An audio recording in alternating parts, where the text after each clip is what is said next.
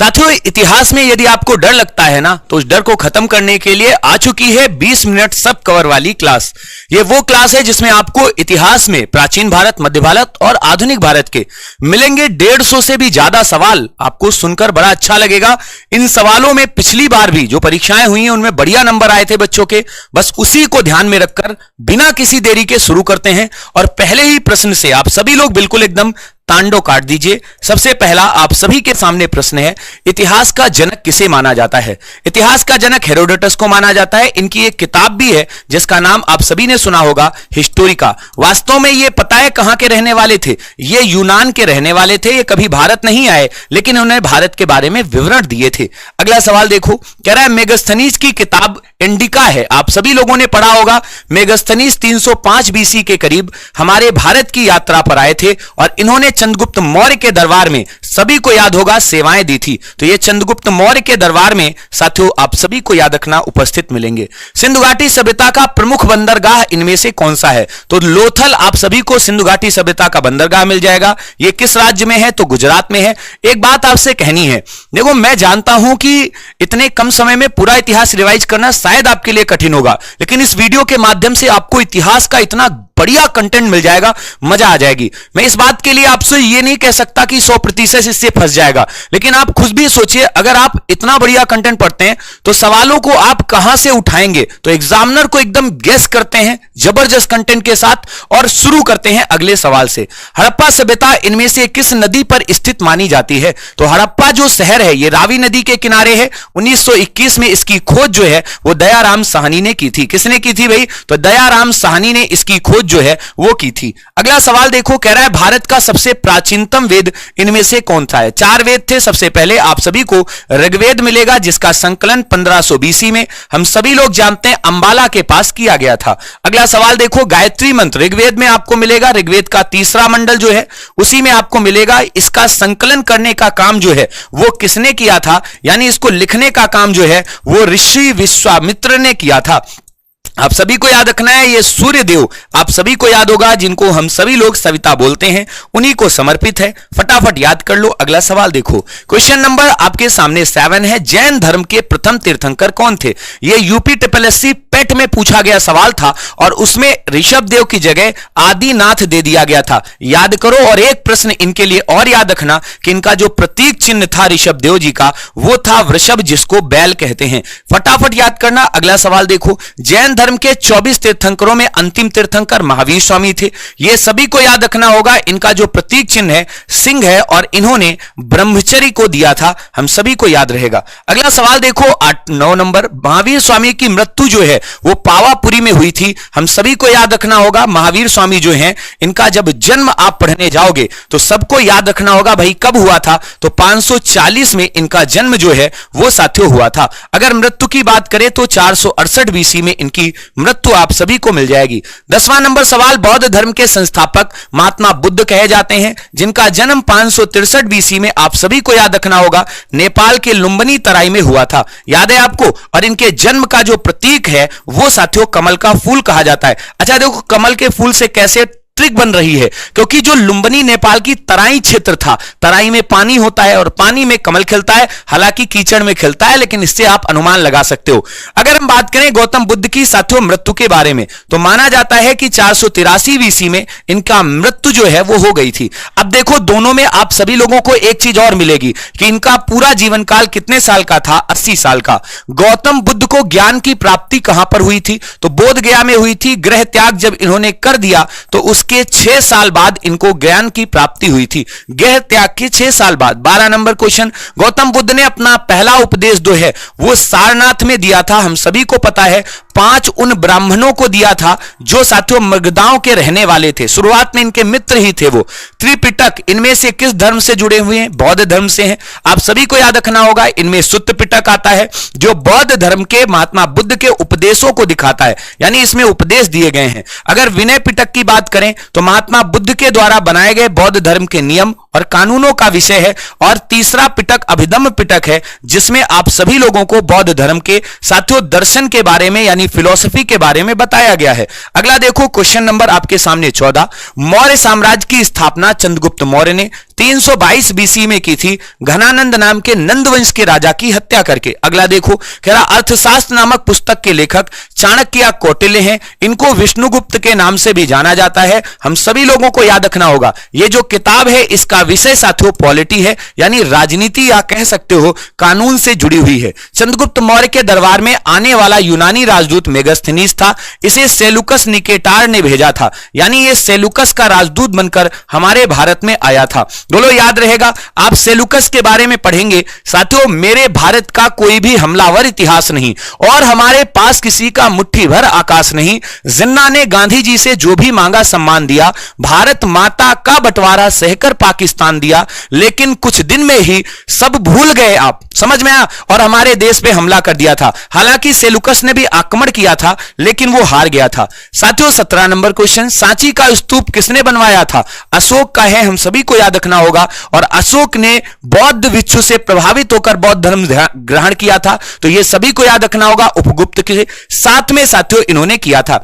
याद रखिएगा 261 में एक युद्ध हुआ था जिसका नाम था कलिंग युद्ध। इसी युद्ध के बाद में अशोक जो है उसने युद्ध नीति को त्याग दिया था। साथियों अगर पूछे अशोक को बौद्ध धर्म में जाने के लिए प्रेरित किसने किया था, तो प्रेरित उसके भतीजे निग्रोथ ने किया था। एक निग्रोथ नाम का उसका भतीजा था, उसी ने प्रेरित किया था। कलिंग युद्ध आ गया भाई 261 बीसी में। अगर पूछे कलिंग का उस समय का राजा कौन था, तो याद रखना अनंत पद्माधन नाम के राजा हुआ करते थे। बस खत्म कर लो। साथियों अगला सवाल देखो, क्वेश्चन नंबर 20 कह रहा है भारत का शेक्सपियर किसे कहा जाता है? कालिदास को कहते हैं। इन्होंने 3 प्रसिद्ध नाटक लिखे थे, याद है आपको, मैंने ट्रिक से याद कराया था। एवियम, ए से अभिज्ञान शाकुंतलम, वी से विक्रमोर्वशीयम, एम से मालविकाग्निमित्रम। इसके साथ साथ इनकी रचनाएं याद करोगे तो ऋतु संहार आप सभी को मिल जाएगी, मेघदूत आप सभी को मिल जाएगी। इसके बाद आप सभी लोगों ने कुमार संभव पढ़ी होगी। साथियों ध्यान रखना इन्हीं की प्रमुख रचना है कुमार संभव। इसके साथ में रघुवंशम, भगवान राम की पूरी वंशावली जो है वो इन्होंने ही बताई थी। अगला सवाल देखो 21 नंबर, गुप्त वंश का संस्थापक किसे माना जाता है? श्री गुप्त ने 275 बीसी में एडी में गुप्त वंश को स्थापित किया था, याद है आपको। अगला देखो, कह रहा है भारत का नेपोलियन समुद्रगुप्त को कहते हैं। इसको इसलिए ऐसा बोला जाता है क्योंकि इसने अनगिनत विजय अभियान किए थे। अगला सवाल देखो, कह रहा है चीनी यात्री जो फायान था इसने एक किताब लिखी है जिसका नाम फोक्योकी है और ये चंद्रगुप्त द्वितीय विक्रमादित्य के दरबार में थे। साथियों प्रसिद्ध चीनी यात्री हुएनसांग जिन्होंने 630 से लेकर 645 तक भारत की यात्रा की, हर्षवर्धन के दरबार में थे। हर्षचरित और कादंबरी के लेखक बाणभट्ट कहे जाते हैं। अगर बात करें विक्रमशिला विश्वविद्यालय की तो धर्मपाल, और अगर ओदंतपुरी की बात करें, ओदंतपुरी को पाल वंश के शासक गोपाल ने बनवाया था। याद रखना पाल वंश का ये संस्थापक भी है गोपाल जो है, इसी ने पाल वंश की स्थापना भी की है। तो नोट करके डाल लो, पेपर में बड़ा इंपॉर्टेंट है, पूछेगा। साथियों एलोरा के प्रसिद्ध कैलाश मंदिर की बात करें तो ये आप सभी को याद रखना है कृष्ण प्रथम नाम के राजा ने बनवाया था। अगर चोल साम्राज्य की बात करें तो स्थापना इसकी विजयालय ने की है। और अगर हम बात करें साथियों किस चोल राजा ने श्रीलंका पर आक्रमण किया, तो राज राजा ने साथियों किया था। तंजौर का बृहदेश्वर मंदिर ये भी साथियों इन्होंने बनवाया। ये जो तंजौर का बृहदेश्वर मंदिर है इसका नंदी जो है वो उस समय के सभी भारत के नंदियों में विशाल नंदी कहा जाता था। अगला देखो गुलाम वंश का संस्थापक तो ये कुतुबुद्दीन ऐबक को कहते हैं। 1206 में इसने गुलाम वंश की स्थापना की थी। कुतुब मीनार की नींव भी कुतुबुद्दीन ऐबक ने रखी थी। कुतुबुद्दीन ऐबक की कुछ उपाधियां हैं, थोड़ा सा ध्यान से देखना। जैसे लाख बख्श किसको कहा जाता है? साथियों ध्यान रखना कुरान बहुत अच्छी पढ़ लेता था, इसीलिए कुरान खां भी इसको बोलते हैं। इसको हातिम द्वितीय भी बोलते हैं, ऐसा इसलिए बोला जाता था क्योंकि ये बहुत उदार था, ऐसा लोग कहते हैं। हातिम द्वितीय भी इसको बोलते हैं। साथियों ध्यान रखना हाथियों का दान करने के कारण इसको लोग प्यार से पील बख्श भी कहते थे। अगला देखो कह रहा है बताइए कुतुब मीनार का निर्माण कार्य, तो ये इल्तुतमिश ने पूरा कराया। आगे चलकर फिरोज शाह तुगलक ने इसे 5 मंजिला करा दिया था। कह रहा है दिल्ली की पहली और अंतिम महिला शासिका, ये तो यूपीएसआई का सवाल था, रीजनिंग में पूछा गया, आपके जीएस में पूछा गया सवाल था। 1236 से 1240 रजिया सुल्तान आपको मिल जाएंगी। अगला देखो लौह और रक्त की नीति, यह बलबन ने शुरू कराई थी 1265 से 1287 के बीच में बलबन गद्दी पे मिलेगा। बाजार नीति अलाउद्दीन की थी और इसने 3 प्रकार के बाजार बनवाए थे। 3 प्रकार के बाजार याद रखना, खजाना इसके हुआ करते थे। तुगलक वंश का संस्थापक गयासुद्दीन तुगलक, आप सभी को याद रखना है, इसी ने दिल्ली सल्तनत में सबसे पहली बार नहर जो है वो बनवाई थी। अगर हम बात करें दिल्ली को अपनी राजधानी साथियों दौलताबाद बनाने वाला कौन था, तो मोहम्मद बिन तुगलक ने राजधानी परिवर्तन किया था। विजयनगर साम्राज्य की स्थापना हरिहर और बुक्का ने, अभी होमगार्ड में यह सवाल आया था, 1336 में किया था। अगला देखो, विजयनगर साम्राज्य की राजधानी ये हम्पी है, आप सभी को याद रखना है। हम्पी कर्नाटक में पड़ता है, किस नदी के तट पर पड़ता है, तो तुंगभद्रा नदी पर पड़ता है। अब देखो तुंगभद्रा जो है ये कृष्णा की सहायक नदी है, और ये आपके होमगार्ड में सवाल पूछा था कि बताइए कृष्णा की सहायक नदी कौन थी, एक ऑप्शन तुंगभद्रा था। अगला देखो, थोड़ा सा आप सभी लोग जरा खींच के चलिएगा। प्रसिद्ध संगीतकार तानसेन ये अकबर के दरबार में थे, इनको रामतनु के नाम से भी जानते थे, याद है आप सभी लोगों को। अगला देखो, महाभारत का फारसी अनुवाद ये अकबर के समय साथियों रज्मनामा नाम से किसने किया हुआ था, तो बदायूनी ने किया था। बदायूनी अकबर को साथियों ध्यान रखना गालियां देता है, कहता है मुझे डेली सुबह शाम राम राम करवाता है। लोधी वंश का अंतिम शासक कौन है, इब्राहिम लोधी, जिसकी 1526 में पानीपत के पहले युद्ध में हत्या कर दी गई थी। खालसा पंथ की स्थापना साथियों सभी को याद रखना होगा 1699 में गुरु गोविंद सिंह जी ने की थी। पानीपत का पहला युद्ध 21 अप्रैल की डेट हम सभी लोगों को याद होगा 1526 में। अगर आपसे कोई पूछे किसके किसके बीच में हुआ था, तो इब्राहिम लोधी और साथियों बाबर के बीच में। कौन जीता था, तो बाबर की जीत और इब्राहिम की हत्या। अगला देखो, पानीपत का प्रथम युद्ध सभी को याद रखना होगा बाबर और इब्राहिम के बीच में। मुगल साम्राज्य की स्थापना बवी को याद रखना होगा, वही 1526 में बाबर ने किया था। बोलो क्लियर है कि नहीं। अगला सवाल देखो, क्वेश्चन नंबर 48, बाबरनामा जिसको तुजु के बाबरी कहते हैं, इसको बाबर ने स्वयं अपनी आत्मकथा के रूप में तुर्की भाषा में लिखा था। दीन इलाही धर्म जो है यह अकबर ने चलाया था, और वास्तव में यह एक धर्म साथियों नहीं बल्कि धार्मिक विचार था, जिसमें अकबर जो है वो नई नई चीजें ला रहा था।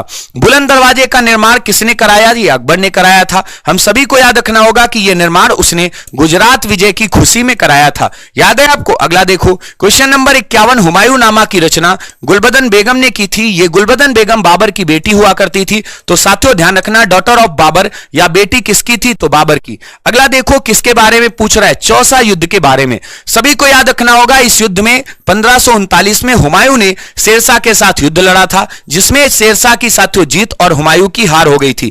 इसी युद्ध में हुमायूं जो है जब वो नदी में डूब रहा था, तो एक निजाम ने उसकी जान बचाकर एक दिन के शासक होने का गौरव भी लिया था। शेरशाह सूरी का मकबरा ये तो बिहार सहसाराम में बना हुआ है, और इतिहास गवाह है ऐसा मकबरा आपको दूसरा नहीं मिलेगा, झील वाला मकबरा कहा जाता है।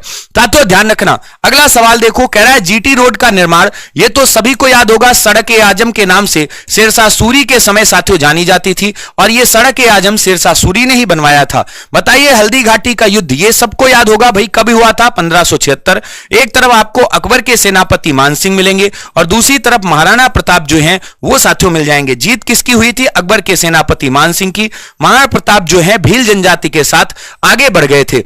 बताइए हल्दी घाटी का युद्ध, ये तो आप सभी को क्लियर हो गया। अगला देखो, अकबर के दरबार के 9 रत्नों में से एक बीरबल का वास्तविक नाम महेश दास था। यह आप सभी को याद रखना होगा, कालपी पड़ता है कानपुर के पास, वहीं की इनकी जागीर मिली हुई थी। अगला देखो, मुगल काल में तंबाकू पर प्रतिबंध ये जहांगीर ने करवाया था। जहांगीर ने 12 आदेश दिए थे, खुद एक नंबर का शराबी था, लेकिन उसने सारे जितने भी साथियों थे नशे के पदार्थ सब पर रोक लगा दी थी। अगला देखो, चित्रकला का स्वर्णकाल जहांगीर का काल है, और अगर आपसे वास्तुकला का स्वर्णकाल पूछ दे तो वास्तुकला का स्वर्णकाल जो है ये साथियों शाहजहां का शासन काल कहा जाता है। बोलो क्लियर है। सबसे अच्छी इमारतें इसी ने बनवाई थी। न्याय की जंजीर ये जहांगीर ने लगवाई थी। अगला देखो, मुगल काल में निर्मित मयूर सिंहासन तख्ते ताउस किस शासक ने बनवाया, शाहजहां ने बनवाया था। इसी में उसने कोहिनूर हीरा लगवा दिया था, और इसे साथियों नोट कर लीजिएगा 1739 में। सबको याद होगा नादिर शाह लूट कर ले गया था। नादिर शाह जो आया था ईरान से, वो लूट कर ले गया।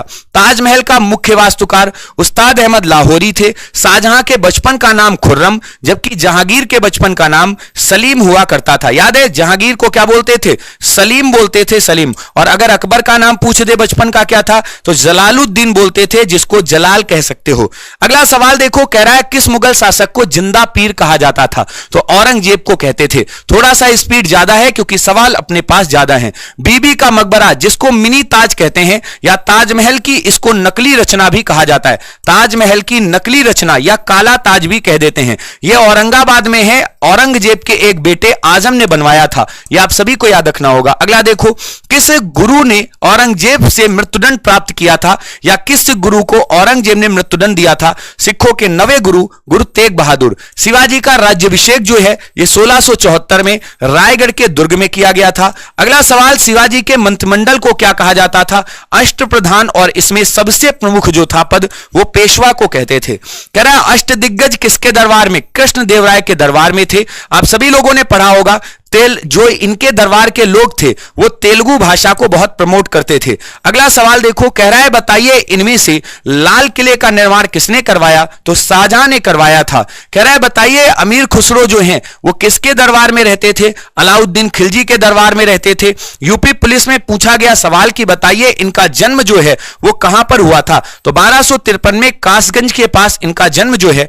वो बताया जाता है। अगला देखो, कबीरदास जी के गुरु रामानंद कहे जाते हैं जिन्होंने उत्तर भारत में भक्ति को शुरू किया था। भक्ति आंदोलन को दक्षिण से उत्तर कौन लाया था? आप सभी लोग प्रयाग जाएंगे ना तो प्रयाग में आपको रामानंदी संप्रदाय मिल जाएगा, यही लाए थे। अगला देखो जरा 74 नंबर क्वेश्चन, कह रहा सिख धर्म के संस्थापक कौन थे? गुरु नानक देव जी, जिनका जन्म जो है वो तलवंडी पाकिस्तान में हुआ था। वो लोग कहां पर हुआ था? पाकिस्तान में, सभी लोग याद रखना। अगला देखो, अमृतसर शहर की नींव जो है ये गुरु रामदास जी सिखों के चौथे गुरु थे और यहीं पर आपको याद रखना होगा जो पांचवें गुरु हैं उन्होंने स्वर्ण मंदिर जो है वो बनवा दिया था। अगला सवाल 76 नंबर, खालसा पंथ की स्थापना गुरु गोविंद सिंह जी ने 1699 में की थी और इन्होंने कहा था कि अब किसी भी गुरु को नहीं बनाया जाएगा। कह रहा है नादिर शाह ने कब आक्रमण किया? याद आया कुछ? बताइए। तीसरा पानीपत का युद्ध। यहां पे ऐसे बना लो आराम से, पहला 1526, दूसरा 1556 और तीसरा साथियों नोट कर लेना 1761। 1761 में अहमद शाह अब्दाली और मराठों के बीच में यह युद्ध हुआ था। अहमद शाह अब्दाली जीत गया था। बहमनी साम्राज्य की स्थापना अलाउद्दीन हसन बहमन शाह ने 1347 में मोहम्मद बिन तुगलक के समय की थी। बोलो क्लियर है? आगे बढ़ो, आप जाकर चेक कर लेना, ये सवाल होमगार्ड वाले पेपर में अभी 4 दिन पहले ही आया था। कह रहा है बताइए मलिक काफूर इनमें से किसका सेनापति था? अलाउद्दीन का था। इसको 1000 दिनारी भी कहा जाता था क्योंकि इसे 1000 दिनार में सभी को पता है खरीदा गया था। अगला देखो, कह रहा है भारत में प्रथम तोप का प्रयोग ये बाबर ने किया था। तुलगमा नीति का प्रयोग करके उसने तोपों को आगे भाग में लगा दिया था। कह रहा है खानवा का युद्ध कब और किसके बीच में? 1527 में बाबर और राणा सांगा के बीच में हुआ था। इसमें बाबर की जीत हो गई थी। अकबर के राजस्व मंत्री तोडरमल थे, हम सभी को पता है खत्री परिवार से थे। मनसबदारी प्रथा ये अकबर ने शुरू की थी। इसका अर्थ होता था ओहदा या पदवी। ध्यान रखना, ओहदा या पदवी जो है वो आप सभी को याद रखना है। मुगल दरबार की भाषा इनमें से क्या थी? फारसी। अगर पूछ दे फारसी का स्वर्णकाल किसका काल कहा जाता है तो हम सभी को याद रखना है ये अकबर का काल जो है वो स्वर्णकाल कहा जाता है। सभी लोग नोट कर लेना स्वर्णकाल। अगला सवाल देखो, क्वेश्चन नंबर 86, दिल्ली सल्तनत का वास्तविक संस्थापक ये इल्तुतमिश को कहा जाता है। अगला देखो, मोहम्मद बिन तुगलक द्वारा चलाई गई सांकेतिक मुद्रा जो है वो कांसे की हुआ करती थी। कांसा मतलब तांबा और टीन। ध्यान रखना, कांसा का मतलब तांबा और टीन जो है उसको मिला करके बनाया जाता था। अब सबसे बड़ी चीज ये थी कि कांसे का जो ये सिक्का था इसको दोगानी कहते हैं। उचित प्रबंधन ना था जिसके कारण लोग घरों में ही दोगानी बनाने लगे थे। तैमूर लंग आप सभी को याद रखना है 1398 में भारत पर आक्रमण करता है। इस समय तुगलकों का राज चल रहा था। एक राजा था तुगलक वंश का जिसका नाम था नासिरुद्दीन। आप सभी लोग याद रखना, इसको नासिरुद्दीन महमूद तुगलक कहते हैं। तभी इसने आक्रमण किया था। लोधी वंश की स्थापना सभी को याद रखना है बहलोल लोधी ने की थी। 1451 से 1489 तक दिल्ली सल्तनत में सबसे ज्यादा समय तक शासन इसी ने किया। अलाई दरवाजा दिल्ली में पड़ता है। जब आप कुतुब मीनार जाएंगे उसी के पास इसको आप पाएंगे। अलाउद्दीन ने बनवाया था, सभी को ध्यान रखना है। किस मुस्लिम शासक ने सिक्कों पर लक्ष्मी देवी की आकृति के सिक्के? आप सभी को याद रखना होगा हमीर मोहम्मद शाम, मोहम्मद गोरी, आप सभी को सिक्के दिख जाएंगे। कह रहा कुतुबुद्दीन ऐबक की मृत्यु कैसे हुई थी? हम सभी को याद रखना होगा चौगान या पोलो का खेल खेलते समय घोड़े से गिरकर लाहौर में इसकी डेथ हो गई थी और यहीं पर इसका मकबरा जो है बना दिया गया था। तुर्काने चहलगानी जिसमें 40 तुर्क अमीर हुआ करते थे, यह दल किसने बनाया था? इल्तुतमिश ने ही बनाया था और इल्तुतमिश ने ही इक्तेदारी व्यवस्था भी शुरू कराई थी। यह जो चहलगानी है इसको समाप्त किसने किया था? तो समाप्त करने का काम यह बलबन का है, सभी लोग याद रखना। अगला देखो, कह रहा है बताइए आगरा शहर की स्थापना 1504 में सिकंदर लोदी ने की थी और 1506 में इसने आगरा को अपनी कैपिटल यानी राजधानी बना लिया था। अगला सवाल देखिए, कह रहा अद्वैतवाद का सिद्धांत किसने दिया? तो ये शंकराचार्य ने दिया था। चारों दिशाओं में 4 मठ इन्होंने ही बनवाए थे। विशिष्टाद्वैत का सिद्धांत ये रामानुजाचार्य का है, जिनको भक्ति का जनक कहते हैं। किताबुल हिंद का लेखक ये अलवरूनी है, जो गजनवी के साथियों दरबार में रहा करता था। अगला सवाल नोट करके डाल लीजिए, मीनाक्षी मंदिर कहां पर है? मदुरई तमिलनाडु में पड़ता है। और भारत में चिश्ती सिलसिले की शुरुआत ख्वाजा मुइनुद्दीन चिश्ती ने की थी। ये गौरी के साथ भारत आए थे और इनकी दरगाह अजमेर में भारत में पड़ती है। अगला सवाल देखिए, कह रहा है बीजक के रचयिता कबीरदास हैं, साखी सबद रमैनी, मिलाकर बीजक पढ़ लीजिए। कह रहा है बताइए वास्को डिगामा कब आया था? 1498 में। आप सभी को याद रखना है, कालीकट के तट पर पहुंचा था और यहां पर उसे जमोरिये ने स्वागत करके, सभी को याद रखना है, कांच के सिक्के प्राप्त कर लिए थे। कह रहा है बताइए वास्को डिगामा सबसे पहले कहां? कालीकट केरल के तट पर पहुंचा था। बात करें अगर भारत ने पहली डचों की फैक्ट्री, तो मसूलीपट्टनम में यह फैक्ट्री जो है वो 1605 में स्थापित हो गई थी। अब यहां पर एक प्रश्न आता है, डच ईस्ट इंडिया कंपनी की स्थापना कब की गई थी? तो लिख लो जल्दी से, डच ईस्ट इंडिया कंपनी जो है, डच ईस्ट इंडिया कंपनी हम सभी को याद रखना है, कंपनी कब बनाई गई थी? तो 1602 में। साथियों नोट कर लेना, यह डचों के देश नीदरलैंड में बनाई गई थी। कह रहा है बताइए प्लासी का युद्ध 23 जून 1757, डेट सहित याद कर लो। इसी में साथियों याद होगा सिराजुद्दौला मारा गया था। प्लासी के युद्ध के समय बंगाल का नवाब पता है सिराजुद्दौला और क्लाइव के बीच में यह युद्ध हुआ था। क्लाइव जीत गया और यह मारा गया था। अगला देखो, कह रहा है बक्सर का युद्ध यह 1764 में हुआ था। इधर की तरफ एक ट्रायंगल यानी 3 शासक थे, जिसमें अवध का नवाब शुजाउद्दौला था। इसके बाद में बंगाल का पूर्व नवाब मीर कासिम था, जो युद्ध लड़ने आया था, और उस समय का मुगल बादशाह जिसको हम शाह आलम द्वितीय कहते हैं। तो नोट करके डाल लेना, इन तीनों से युद्ध हो रहा था और एक तरफ अंग्रेज थे। अंग्रेजों ने भाई साहब युद्ध को जीत लिया, हम सभी को पता है, क्योंकि इनकी सेना सुसज्जित थी। अगला देखो, कह रहा है बक्सर के युद्ध के समय अंग्रेजों की सेना का सेनापति कौन था? तो हेक्टर मुनरो को लगा लेंगे। कह रहा है भारत में अंग्रेजी शिक्षा की शुरुआत लॉर्ड मैकाले ने करी 1835 में, इंग्लिश को भाषा के रूप में प्रयोग करके। कह रहा है सती प्रथा का अंत लॉर्ड विलियम बेंटिक ने 1829 में कराया था। तो शुरुआत कब हुई थी? तो सती प्रथा की शुरुआत कहा जाता है 510 में, एक एरण अभिलेख मिला था। याद है आप सभी को? नोट कर लेना एरण अभिलेख। इस एरण अभिलेख को जब आप पढ़ोगे तो एक भानुगुप्त नाम के राजा हैं, इनका एक सामंत हुआ करता था जो मंत्री के रूप में काम करता था। वो हूणों से युद्ध लड़ते हुए शहीद हो गया था, तो उसकी पत्नी आग में जल गई थी। बताइए ब्रह्म समाज की स्थापना राजा राम मोहन राय ने, आप सभी को नोट करना होगा, कब की थी? तो 1828 में। और राजा राम मोहन राय को राजा की उपाधि ये अकबर द्वितीय ने जब उन्हें 1833 में लंदन भेजा था तब दी थी। आर्य समाज की स्थापना दयानंद सरस्वती को आप नोट कर लेंगे। साथियों ध्यान रखना 1875 में इन्होंने इसकी स्थापना करी थी। रामकृष्ण मिशन की स्थापना सभी को याद रखना है विवेकानंद जी ने की थी। ये कब किया? तो 1897 में। इसको वेल्लूर मठ के नाम से भी हम जानते हैं और ये पश्चिम बंगाल में आप सभी को हुगली नदी के तट पर मिलेगा। बताइए वेदों की ओर लौटो का नारा दयानंद सरस्वती ने दिया था, इसीलिए इनको हिंदू लूथर कहते हैं।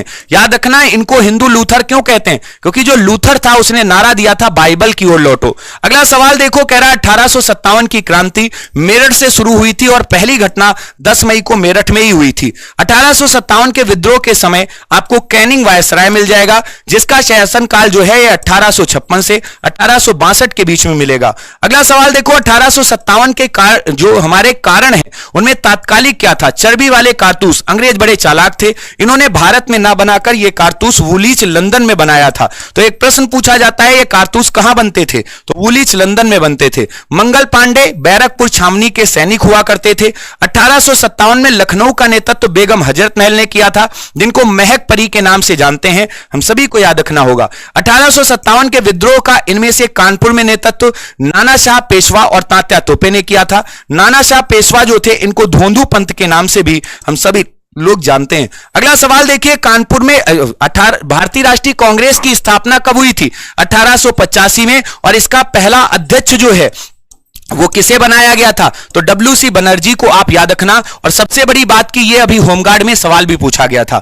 अगला देखो, कह रहा कांग्रेस के पहले अध्यक्ष ये लो जी रमेश चंद्र बनर्जी, इन्होंने ही कहा था मुझे गधा कह लो घोड़ा कह लो लेकिन मुझे हिंदू मत कहना। इसका जवाब जो है वो विवेकानंद जी ने दिया 1893 में। विवेकानंद जी कहते हैं गर्व से कहो मैं हिंदू हूं। समझ में आया? अगला देखो क्वेश्चन कह रहा है बताइए भारतीय राष्ट्रीय कांग्रेस की स्थापना के समय भारत का वायसराय लॉर्ड डफरिन, इसको डफर से याद कर लो, 1884 से 88 के बीच में आप सभी को साथियों ये मिल जाएगा। अगला सवाल देखिए, क्वेश्चन नंबर 124, बंगाल का विभाजन 1905 में करजन कालिया के समय हुआ था। ध्यान रखना। अगला सवाल देखो, कह रहा है बंगाल विभाजन के समय, नोट कर लेना, आप सभी को याद रखना है 1899 से 1905 के बीच में यह करजन मिलेगा। कह रहा है बताइए स्वदेशी और बहिष्कार आंदोलन ये बंगाल विभाजन के बाद हुए थे। बंगाल में ही मुस्लिम लीग की स्थापना ढाका में, आप सभी को याद रखना होगा, सलीमुल्लाह खान और आगा खान ने मिलकर के करी थी। याद रखना। अगला सवाल देखिए 128, कांग्रेस का विभाजन जो है वो गरम दल और नरम दल के रूप में 1907 में, आप सभी लोगों को याद रखना हुआ था। होम रूल लीग की स्थापना बाल गंगाधर तिलक ने और एनी बेसेंट ने की थी। बाल गंगाधर तिलक ने पुणे में और एनी बेसेंट ने मद्रास में इसकी स्थापना की थी। गदर पार्टी की स्थापना लाला हरदयाल और साथियों सोहन सिंह भाखना ने मिलकर के सैन फ्रांसिस्को में 1913 अमेरिका में की थी। जलियांवाला बाग हत्याकांड 13 अप्रैल 1919 जनरल डायर ने कराया था। जलियांवाला बाग हत्याकांड अमृतसर में हुआ था, आप सभी को याद रखना होगा। एक सवाल और आता है कि बताइए इसके लिए जिम्मेदार जो डायर था वो कौन सा था, क्योंकि दो डायर हैं, ध्यान रखना।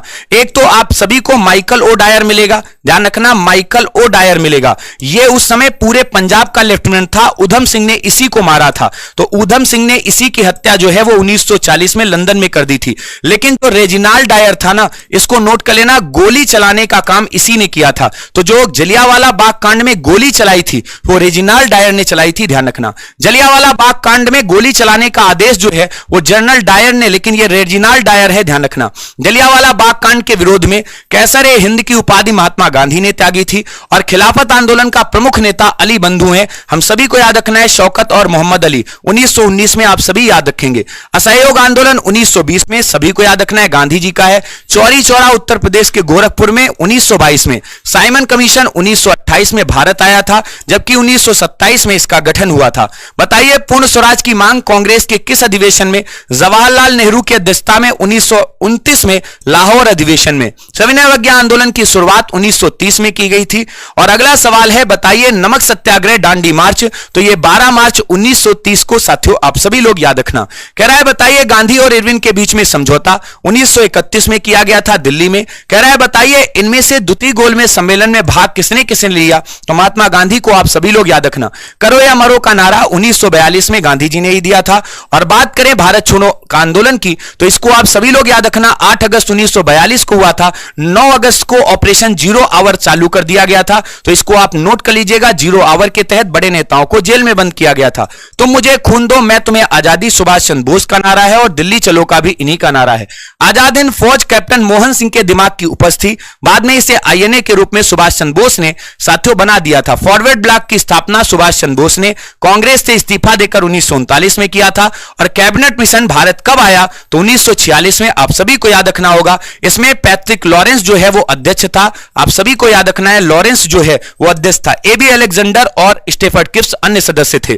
150वां क्वेश्चन, भारत की संविधान सभा के स्थायी अध्यक्ष कौन थे? तो डॉक्टर राजेंद्र प्रसाद। और यह रहा भारतीय संविधान की प्रारूप समिति वाला सवाल, इसके बाबा साहब अंबेडकर जी अध्यक्ष थे। अब आपको एक सवाल इसमें होमवर्क में बताना है कि भैया बताओ इसमें कुल कितने सदस्य थे। तो सदस्यों के बारे में आपको बताना है कि कुल कितने थे। यह वीडियो थोड़ा सा आज पहला था तो लंबा हो गया, टाइम मैनेज करना पड़ेगा क्योंकि 20 मिनट में ही सब कुछ खत्म करना है। वीडियो कैसा लगा जरूर बताइएगा, और सभी लोग चैनल को जल्दी से सब्सक्राइब कर लीजिए। बहुत बहुत धन्यवाद, थैंक यू सो मच। जय हिंद, जय भारत।